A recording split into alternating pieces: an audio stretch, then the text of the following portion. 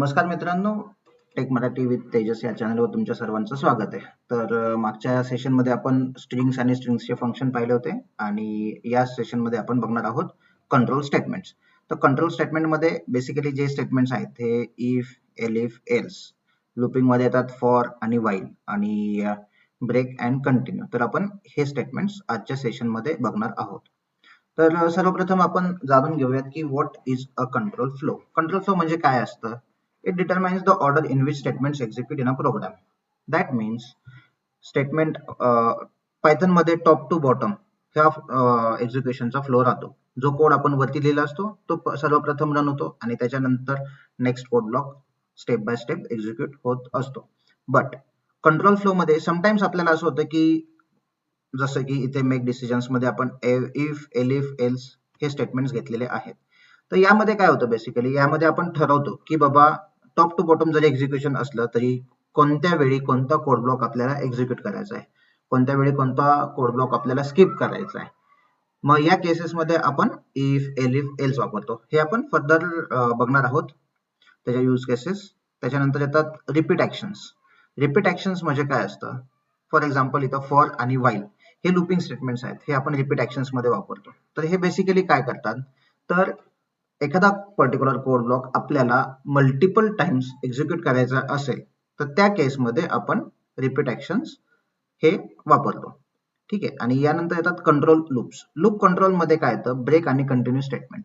तर ह्या दोन खूप महत्वाच्या कन्सेप्ट आहेत की कोणत्या वेळी लूप आपलं कंटिन्यू झालं पाहिजे, कोणत्या वेळी लूप आपलं ब्रेक झालं पाहिजे, कोणती व्हॅल्यू आपल्याला स्किप करायची आहे.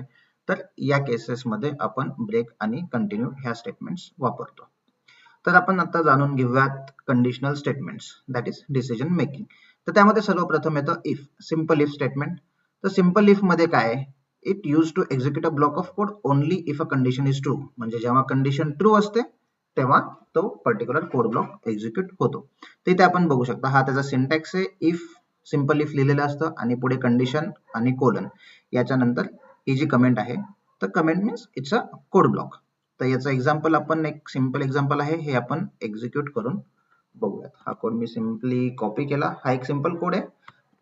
तर एज हा एक व्हेरिएबल घेतला आणि या व्हेरिएबलला एक 18 व्हॅल्यू पास केली. ठीक आहे. आणि ते इफ हे जे स्टेटमेंट आहे age greater than equal to 18 ही झाली कंडिशन. आणि हा इफचा जो सिंटॅक्स आहे इथे कोलन देतात. जेव्हा आपली कंडिशन कंप्लीट होते त्याच्या पुढे आपल्याला कोलन द्यावा लागतो. तर हा पायथनचा सिंटॅक्स आहे.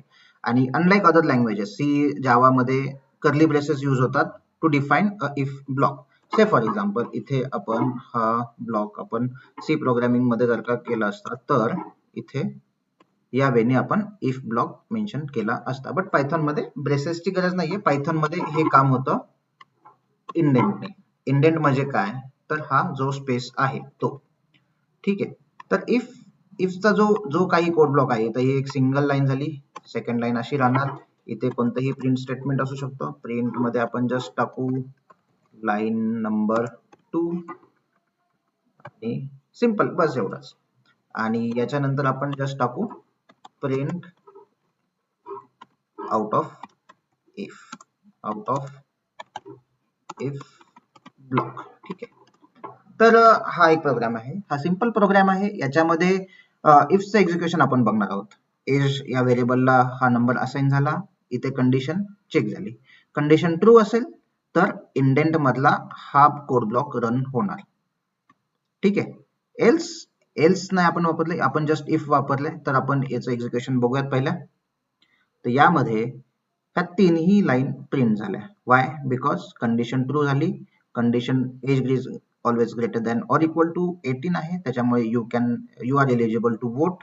त्याच्यानंतर लाईन नंबर 2 पण प्रिंट झाली आणि simple out of if block हे सुद्धा प्रिंट झालं. But what if condition false? ठीक आहे. कंडिशन फॉल्स असेल तर ते हा कोड ब्लॉक स्किप करतं आणि as per the top to down approach हा next line of code execute करतं. सो इथे आपण जस्ट ही व्हॅल्यू 3 देऊयात. ठीक आहे. आता ही कंडिशन तर फॉल्स होणार आहे. That means the program will skip the execution of these 2 lines. तर हा प्रोग्राम आपण एक्झिक्यूट करूयात आउट ऑफ इफ ब्लॉक. आता सपोज आपण इथे हा लिहिलंच नसतं तर हा ऍबनॉर्मली तर टर्मिनेट नसतं झालं, बट काहीच आउटपुट आलेलं आपल्याला भेटलं नसतं. तर हा सिंपल इफ असा वर्क करतो. पहिल्यांदा कंडिशन चेक होणार आणि कंडिशन मॅच झाली तर तो ब्लॉक एक्झिक्यूट करणार आणि कंडिशन मॅच नाही झाली तर सिम्पली या ब्लॉकच्या बाहेरच्या ज्या लाईन्स असतील तर त्या एक्झिक्यूट करणार. ठीक आहे, इथं आपण एकदा स्क्रीन क्लिअर करूयात आणि नेक्स्ट स्टेटमेंट कडे बघूयात. इथे हेच मेन्शन केलंय, if the condition is true the code inside runs. Indentation is mandatory in Python. Mandatory means आपल्याला कंपल्सरी आपल्याला ते ब्लॉक डिफाईन करण्याकरता इंडेंटेशन वापरलं जातच. आता याच्यानंतर आहे if else statement. If else मध्ये काय होतं की आपण जस्ट एक सिंटॅक्स बघूया त्याचा, की पहिल्यांदा कंडिशन चेक होते, नंतर तो ब्लॉक रन होतो, ब्लॉक ऑफ कोड. त्यानंतर एल्स मध्ये पण आपण हे केलेलं आहे. That means he condition match झाली तर हे रन होणार, कंडिशन मॅच नाही झाली तर एल्स मध्ये हा ब्लॉक एक्झिक्यूट होणार. येस, फॉर एक्झाम्पल आपण दिलेलं आहे इंटिजर नंबर 5. हे आपण एक्झाम्पल रन करून बघूयात. आपण जाऊयात व्हिज्युअल स्टुडिओ कोड मध्ये आणि इथे हा प्रोग्राम रन करूयात. तर आपण याचा पहिल्यांदा एक्झिक्युशन बघू. फ्लो ऑफ एक्झिक्युशन काय होणार, number is equal to 5, number mod two equals 0 ही कंडिशन आहे. ठीक आहे, तर नंबर मॉड टू इक्वल 0 म्हणजे हे काय रिटर्न करतं, तर जर का 5 ला दोन्ही भाग गेला पूर्ण तर रिमाइंडर येतं 0. मग रिमाइंडर 0 असेल, बेसिकली मॉड टू हे रिप्रेझेंट करतं रिमाइंडर. तर 5 ला दोन्ही भाग जात नाही, रिमाइंडर येतं 1 समथिंग, तर ते ही कंडिशन फॉल्स होते त्या केसमध्ये. त्याच्यामुळे मग तो हा ब्लॉक एक्झिक्यूट करणार नाही इव्हन नंबरचा, आणि कंडिशन फॉल्स झाल्यामुळे तो एल्स ब्लॉक रन करणार. बट कंडिशन जर का ट्रू असेल तर तो हा ब्लॉक रन करणार, आणि हा ब्लॉक रन केल्यानंतर एल्सला तो बघणार नाही, एल्स हे लाईन स्किप करणार. प्रिव्हियस प्रोग्राम मध्ये जसं आपण आउट ऑफ इफ ब्लॉक केलं होतं ते एक्झिक्यूट झालं होतं, बट एल्स मध्ये हे असं होत नाही. ठीक आहे, हे आपण जेव्हा रन करू इथे प्रिंट झालेला आहे ऑड नंबर, बिकॉज ही कंडिशन फॉल्स झाली त्याच्यामुळे तो एल्स मध्ये गेला. तर सिंपल इथं 6 केलं आणि परत प्रोग्राम रन केला तर इव्हन नंबर येणार. इव्हन नंबर आणि ऑड नंबर हे दोन्ही प्रिंट होणार नाही, कारण इफ एल्स मध्ये दोन्हीपैकी एकच स्टेटमेंट रन होतं. कंडिशन ट्रू असेल तर हे, फॉल्स असेल तर हे. हा सिंपल इफचा फंडा आहे. ठीक आहे, इफ एल्स मध्ये. आता स्क्रीन क्लिअर करूयात आणि स्क्रीन क्लिअर करून आपण नेक्स्ट एक्झाम्पल बघूयात. If else statement. If else statement मध्ये काय होतं की समटाइम्स आपल्याला मल्टिपल कंडिशन्स यूज करायची वेळ येते. म्हणजे कंडिशन 1 ट्रू असेल तर हा ब्लॉक एक्झिक्यूट करा. एल्स मध्ये आपल्याला अजून एक कंडिशन हे करायची, म्हणजे पहिली कंडिशन फॉल्स आहे, मग दुसरी कंडिशन, इथे पण कंडिशन चेक करा, ह्या दोन्ही कंडिशन फॉल्स असतील तर हा ब्लॉक रन होतो. ठीक आहे, म्हणजे ही कंडिशन ट्रू असेल तर हा ब्लॉक, ही कंडिशन ट्रू असेल तर हा ब्लॉक, आणि दोन्ही कंडिशन्स फॉल्स असतील तर एल्स वाला पार्ट बाय डिफॉल्ट. तर हा एक सिंपल कोड आहे, हा आपण एकदा रन करून बघूयात. हा एक सिंपल कोड आहे, याच्यामध्ये जस्ट आपण मार्क्स कॅल्क्युलेट केलेले आहेत. कॅल्क्युलेट नाही म्हणता ना, आपण मार्क्सच्या हिशोबाने आपण ग्रेड्स दिलेले आहेत. ठीक आहे, तर मार्क्स इज इक्वल टू 75. तर पहिल्यांदा ते ही कंडिशन चेक करणार, marks greater than or equal to 90 आहेत का. इथे नाहीये, दॅट्स मीन्स हा ब्लॉक एक्झिक्यूट होणार नाही. जर का असते तर हा ब्लॉक एक्झिक्यूट झाला असता, खालचे सगळे ब्लॉक एक्झिक्यूट झाले नसते, स्किप झाले असते. ठीक आहे, आता मार्क्स इज इक्वल टू 75 आहे, इथे चेक करणार marks greater than or equal to 75 आहेत का. येस आहेत, तर मग हा ब्लॉक प्रिंट होणार. एल्स इफ म्हणजे हा पायथन मध्ये एलिफ वापरतात, जावा सी मध्ये एल्स इफ वापरतात. तर एलिफ मार्क्स हा सिंटॅक्स आहे, greater than or equal to 50, आणि प्रिंट मध्ये ग्रेड सी एल्स फेल. ठीक आहे, हा प्रोग्राम आपण जेव्हा रन करू तेव्हा येणार ग्रेड इज बी, बिकॉज ही कंडिशन ट्रू झाली. आता या केस मध्ये एक नोट करण्यासाठी गोष्ट काय आहे, तर ही पण कंडिशन ट्रू होते आणि ही पण कंडिशन ट्रू होत आहे या केसमध्ये, because 75 is always greater than equal to 50. But इथं आपण एल्स इफ वापरले त्याच्यामुळे तो फक्त एकदा हा ब्लॉक, ही कंडिशन मॅच झाली की हा ब्लॉक एक्झिक्यूट करणार आणि rest of the code if else मधला तो स्किप करणार. आता इथं सारखा सिमिलरली आपण 7 करूयात. तर 7 केलं तर 90 ग्रेटर दॅन नाही, ही कंडिशन फॉल्स, ही कंडिशन फॉल्स, ही कंडिशन फॉल्स, त्याच्यामुळे यांनी प्रिंट फेल केलं. कारण एल्स मध्ये या सगळ्या कंडिशन्स फॉल्स झाल्या तरच एल्स ब्लॉक एक्झिक्यूट होतो. इथे आपण 50 जरी यूज केलं असतं तरी ते लास्ट वालीच लाईन प्रिंट करणार, grade C. Why? Because condition false, but इथे कंडिशन ट्रू झालेली आहे, दॅट्स वाय त्यांनी ग्रेड सी प्रिंट केला. तर अशा प्रकारे इफ, एलिफ आणि एल्स हा जो सिंटॅक्स आहे याच्यामध्ये आपल्याला काही लिमिट नाही, आपण कितीही कंडिशन्स देऊ शकतो. त्याच्यामध्ये फक्त आपल्याला एलिफ कंटिन्युअस वापरायला हवं. आणि स्पेशली आपण ब्लॉक्स वरती कंट्रोल ठेवलं पाहिजे. तर इथे जेव्हा आपण व्हिज्युअल स्टुडिओ मध्ये जेव्हा आपण इथे एंटर मारतो तेव्हा बाय डिफॉल्ट आपला कर्सर जो आहे तर तो एक टॅब कन्सिडर करून येतो. इन केस आपला इंडेंट मिस झाला तर टॅबने आपण तिथे येऊ शकतो, बट इथे पण इंडेंटेशन मध्ये आपल्याला इश्यू आलेला आहे. So basically the best way की आपण एडिटर मध्ये काही करत असेल तर एडिटर इटसेल्फ आपल्याला तो प्रॉपर इंडेंट करून देतो. बिकॉज इथे आपण कितीही नंबर ऑफ टाइम्स एंटर केलं आणि इथे परत आपण एखादा प्रिंट स्टेटमेंट ऍड केलं विथ आपण इथे जस्ट करू की inside marks greater than or equal to 50. It doesn't matter की तुम्ही किती स्पेस ऍड करता, तर या इंडेंटला तो एक सिंगल ब्लॉक कन्सिडर करणार. तर आपण एक्झाम्पल बघण्यासाठी हा स्क्रीन क्लिअर करू आणि हा प्रोग्राम रन करू. तर इथे दोन स्टेटमेंट रन झाल्या, ग्रेड सी, आणि या ब्लॉक मध्ये अजून एक प्रिंट स्टेटमेंट होती inside marks greater than equal to 50. तर ही पण लाईन प्रिंट झाली. तर अशा प्रकारे इफ, एलिफ यूज केलं जातं. ठीक आहे. तर आपण आता हा कोड कट करूयात आणि लेट्स सी अनदर वन.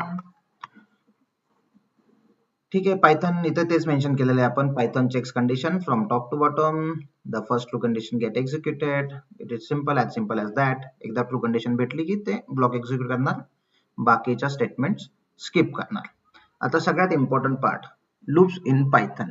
म्हणजे आपल्याला particular block of code multiple times execute करायचा असेल तर त्यावेळी आपण लूपिंग कन्सेप्ट वापरतो. तर खूप साऱ्या गोष्टींमध्ये आपण लूपिंग कन्सेप्ट वापरतो. तर हे आपण जसं आपण आपला प्रोग्राम पुढे घेऊन जाईल, जसं आपण वेगवेगळे एक्झाम्पल्स बघू त्यामध्ये आपण हे बघणार आहोत. तर याच्यामध्ये थोडासा स्लाइटली डिफरन्स आहे पायथॉनच्या लूपिंग स्टेटमेंट मध्ये.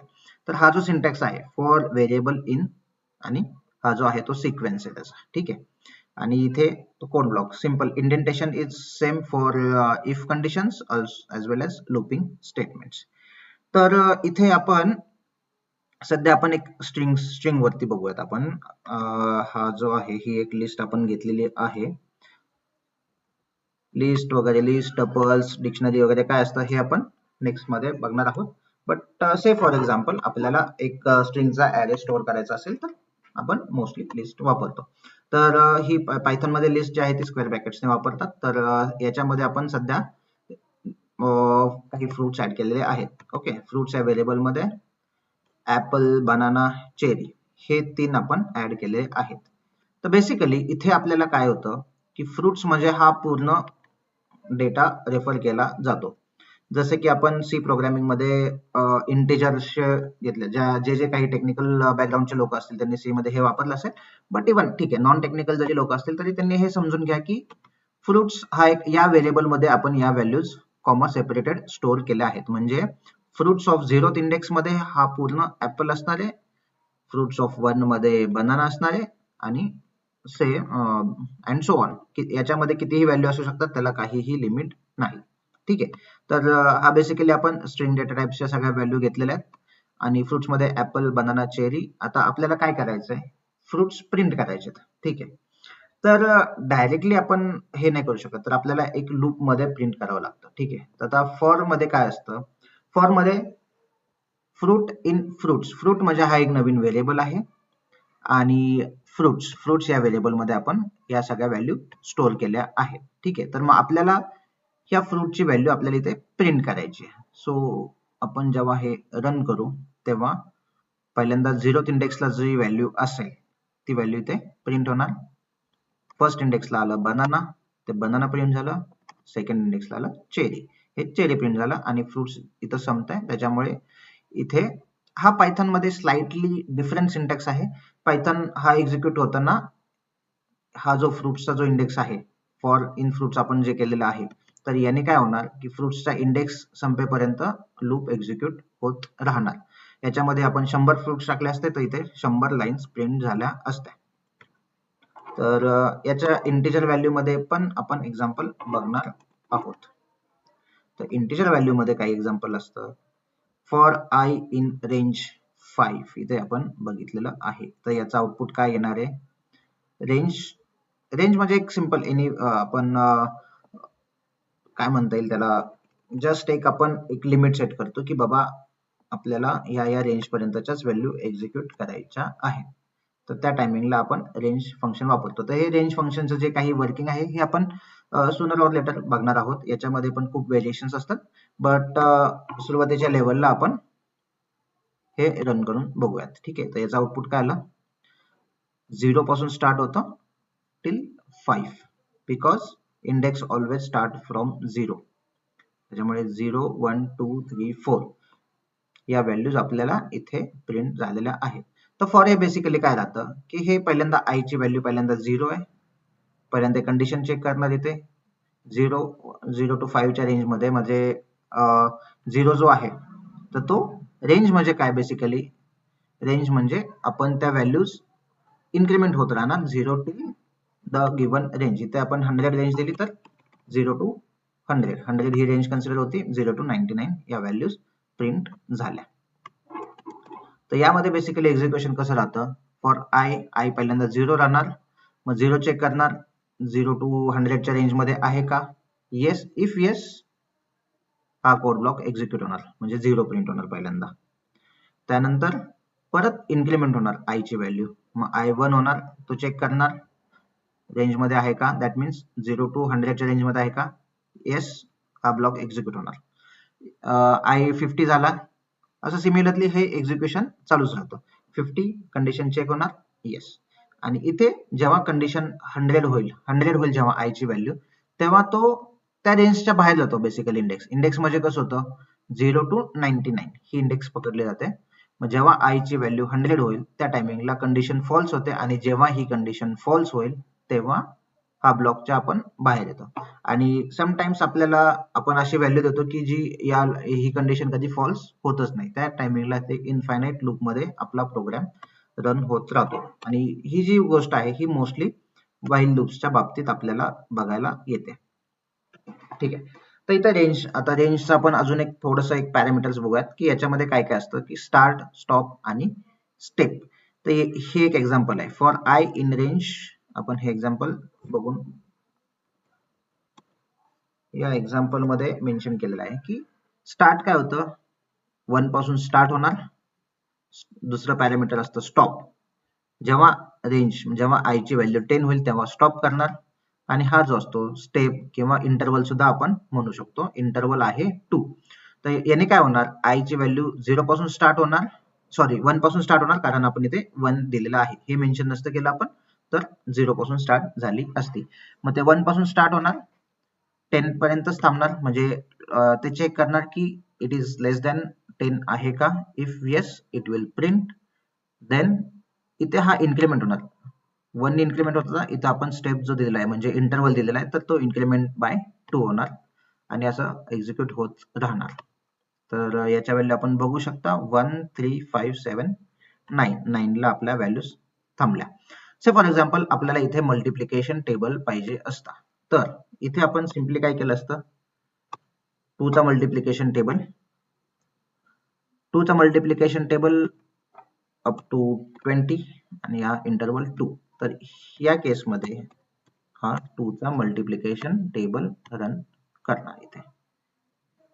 ओके, इथे आपल्याला ऍक्च्युली 22 घ्यावं लागणार, बिकॉज इंडेक्स जी आहे ती इथे लेस दॅन 0 पासून इंडेक्स चालू होते, त्याच्यामुळे ही जी लास्ट व्हॅल्यू जी आहे ती व्हॅल्यू तो स्किप करणार. 2 4 6 8 10 12 14 16 18 आणि 20 अशा प्रकारे मल्टिप्लिकेशन टेबल 2 चा रन झाला.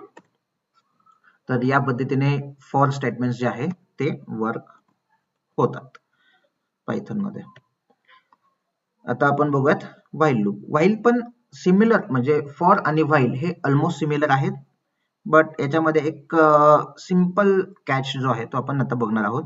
इथे युज्ड व्हेन इथे दिलेलं आहे, इथे हे तेच दिलेलं आहे जे आपण जोपर्यंत कंडिशन ट्रू आहे तोपर्यंत ते एक्झिक्यूट होत राहणार. जेव्हा कंडिशन फॉल्स होईल तेव्हा तो त्या कोड ब्लॉकच्या बाहेर येणार. ठीक आहे, आता इथे आपण हा प्रोग्राम रन बघूयात.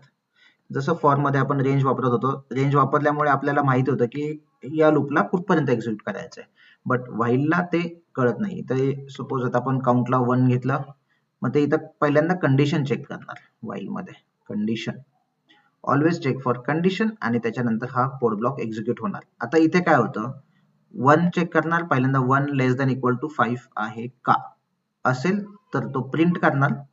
बट हे स्टेटमेंट खूप जास्त महत्वाचं आहे. हे स्टेटमेंट जर का आपण टाकलं नाही, प्रोग्राम तर एक्झिक्यूट होणार, बट हा जो काउंट आहे 1 जो आहे हा कधी वाढणारच नाही. दॅट मीन्स 1 ते कंडिशन चेक करणार, ट्रू आहे हे रन करणार, परत कंडिशन चेक करणार, परत ती कंडिशन ट्रूच भेटणार, म्हणजे असा हा प्रोग्राम इनफायनाइट लूप मध्ये जातो. सो आपल्याला हा इन्क्रीमेंट ऑपरेटर घ्यावं लागतं. आता हे प्लस इक्वल टू म्हणजे काय, ते simply count is equal to count plus 1, count plus 1 हे स्टेटमेंट आपण शॉर्टकट मध्ये लिहिलेलं आहे. म्हणजे काउंट पहिल्यांदा काउंट प्लस 1 होणार, म्हणजे 1 असेल तर 2 होणार, आणि 2 ची व्हॅल्यू इथे असाइन होणार. मग परत 2 लेस दॅन 5 येस प्रिंट करणार, आणि प्लस हे परत इन्क्रीमेंट होणार. तो सेम वेने हा प्रोग्राम आपला रन होतो.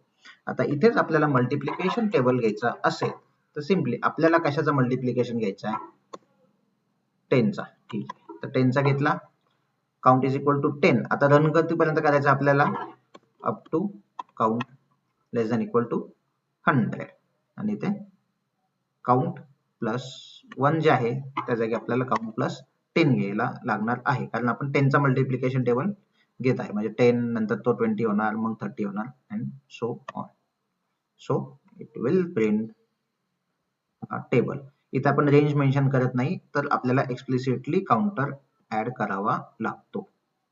तर अशा प्रकारे हे व्हाईल लूप वर्क करतं. याच्यामध्ये पण आपण आपल्याला हवं तसं मॉडिफिकेशन्स करू शकतो. इथे always update the condition variable to avoid infinite loops. That means count हा जो काउंटर आहे यालाच कंडिशन व्हेरिएबल म्हणतात. तर हा व्हेरिएबल आपल्याला ऑलवेज अपडेट करावा लागतो, जेणेकरून एक सर्टन स्टेजला हे लूप आपल्याला ब्रेक करायचं त्या टायमिंग. तर यानंतर येतं ब्रेक स्टेटमेंट. तर ब्रेक स्टेटमेंट काय होतं की एक्झाम्पल विथ आपण बघूयात एक्झाम्पल. से फॉर एक्झाम्पल इथे हे आपण कॉपी करूयात एक्झाम्पल, आणि